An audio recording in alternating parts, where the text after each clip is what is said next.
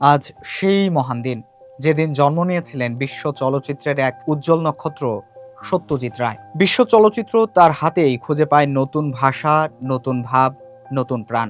সত্যজিৎ রায়ের সিনেমা আমাদের হাসায়, আমাদের কাঁদায়, আবার নতুন করে জীবনকে দেখতে শেখায়।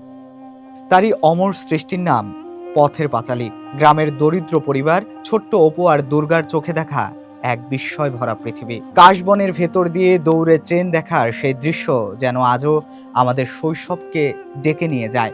যেখানে আছে অভাব, তবু আছে আনন্দের নির্মল আলো।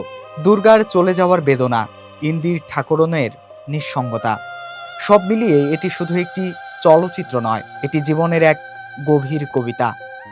অপুর সংসারে আমরা দেখি বড় হয়ে ওঠা অপুর গল্প। অপর্ণার সঙ্গে অপুর সম্পর্ক গড়ে ওঠে। ছোট ছোট প্রতিটি মুহূর্তই থাকে ভালোবাসাময়।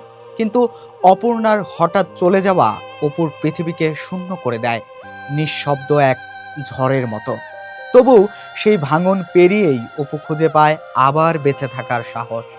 আর অশনি সংকেত, দুর্ভিক্ষের পটভূমিতে মানুষের টিকে থাকার সংগ্রাম, যেখানে ক্ষুধা শুধু শরীরের নয়, মানবতারও পরীক্ষা। সত্যজিৎ রায় দেখিয়েছেন সংকটের মাঝেও মানুষ কিভাবে মানুষ হয়ে থাকার চেষ্টা করে। চলচ্চিত্রের বাইরেও তার কলমে জন্ম নিয়েছে ফেলুদার মতো অসাধারণ গোয়েন্দা চরিত্র। সিনেমা, সাহিত্য, সঙ্গীত, অলঙ্করণ সবখানেই ছিল তার অবাধ বিচরণ।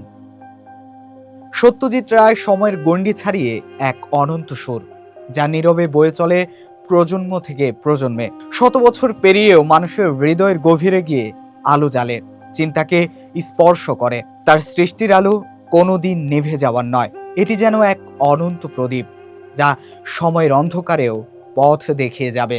আজকের এই দিনে তার প্রতি গভীর শ্রদ্ধা জানাতে গিয়ে মনে পড়ে তার অমর সৃষ্টি আর অবদানের কথা, যা প্রজন্মের পর প্রজন্মকে অনুপ্রাণিত করে যাবে।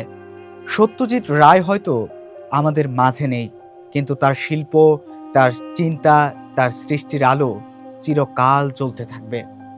কুমার সপ্তর্ষি রায়, দৈনিক মানবকণ্ঠ।